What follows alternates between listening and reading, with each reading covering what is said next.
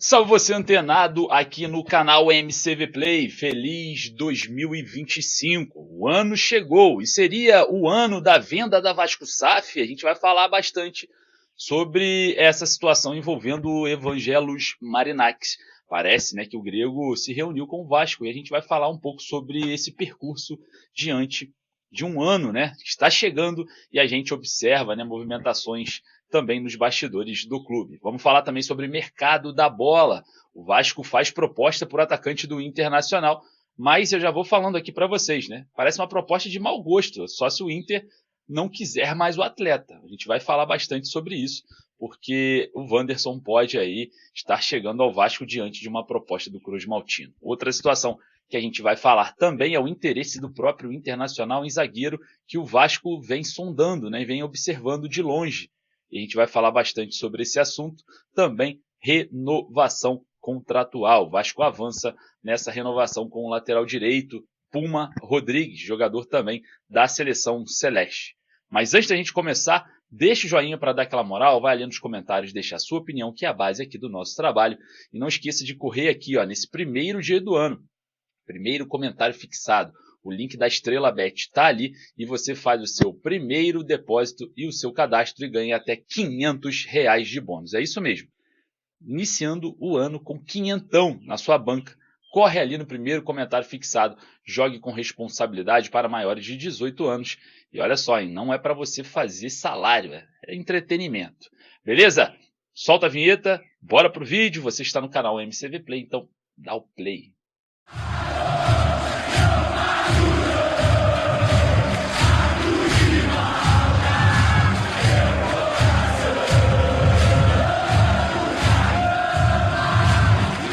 Conversa entre Vasco e Evangelos Marinakis, situação de renovação contratual, o Vasco faz proposta por atacante e muito mais.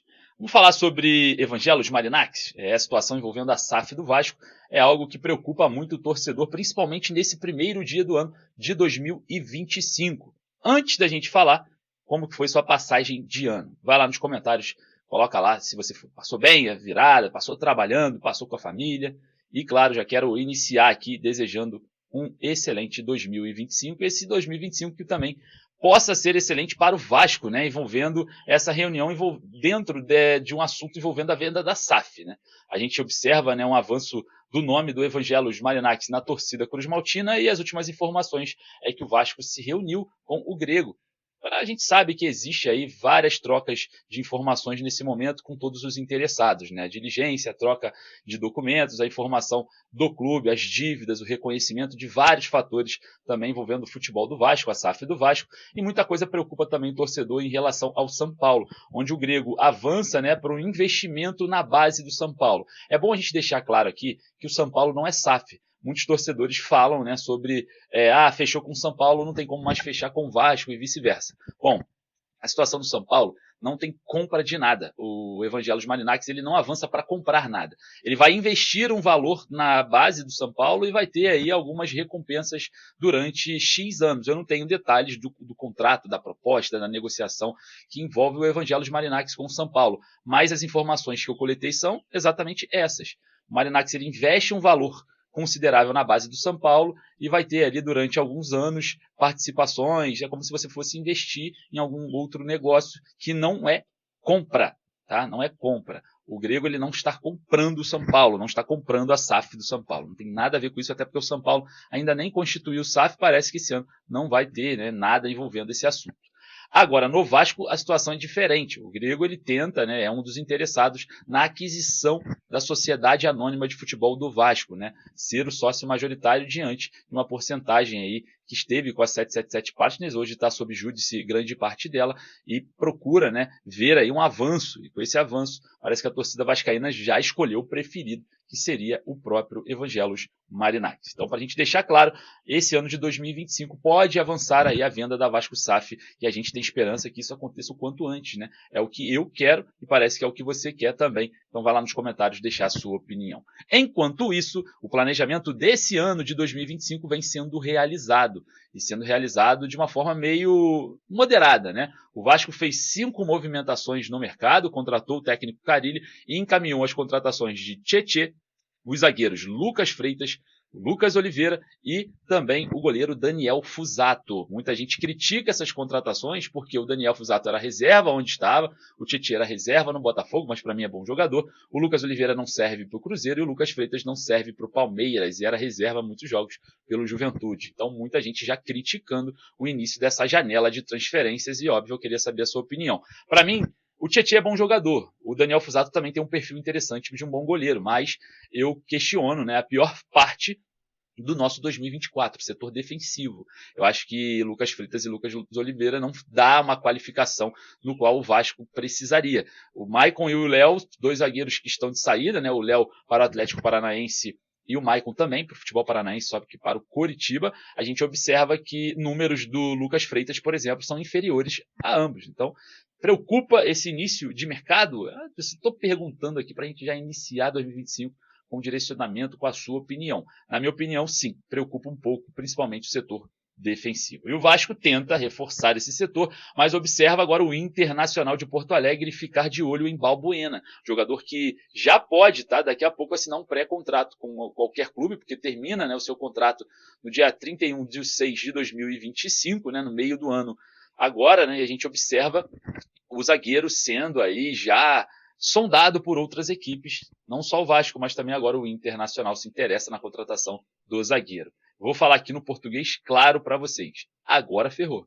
Agora ficou difícil, porque o Vasco não tem suporte financeiro para brigar com nenhum clube no Brasil hoje uma contratação por aquisição.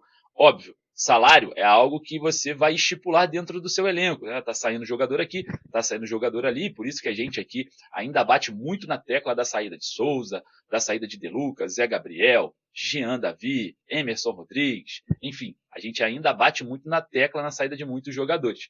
E claro, para a gente abrir brechas na folha salarial para ser incisivo na busca por reforços. Então, a situação envolvendo o zagueiro Balbuena é essa, o Vasco ganha concorrente. Não seria diferente, né? Um jogador de 33 anos, seleção paraguaia, está em boa fase lá no Dinamo de Moscou e a gente vai observar esse duelo no mercado da bola. E falando sobre Internacional, o Vasco fez uma proposta pelo atacante Wanderson, de 30 anos, jogador que tem nacionalidade belga também, tá? O atleta tem contrato com o Inter até o final desse ano, dezembro de 2025. O Inter investiu cerca de 23 a 25 milhões de reais na janela para trazer o jogador do Krasnodar, tá, da Rússia. A gente observa, né, o Vasco fazendo uma proposta para o jogador por empréstimo, tá? Uma proposta que, na minha opinião, um jogador que tem contrato até o final desse ano, você fazer uma proposta de empréstimo por uma temporada é literalmente o clube liberar o jogador de graça e chegar no final de contrato, o atleta não ter a opção, né,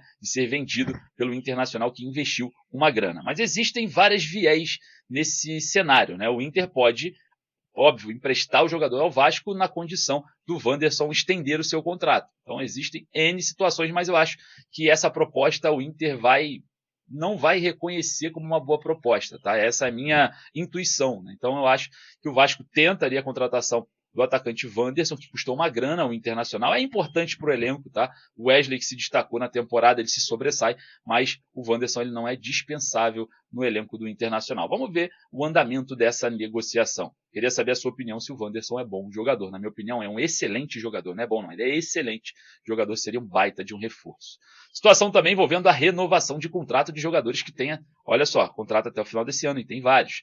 Um deles, Puma Rodrigues, já inicia aí, né, o avanço na renovação contratual com o Vasco. O jogador já vem se preparando, né, já se antecipou aí ao dia 6 de janeiro, vem se preparando na Praia da Barra da Tijuca, em academias, para entrar em 2025, né, com gás. Então, o Puma Rodrigues, que já iniciou o seu trabalho, renova aí o contrato com o Vasco. O contrato do Puma vai até o final desse ano. Custou aí cerca de 10 milhões de reais aos cofres cruz-maltinos.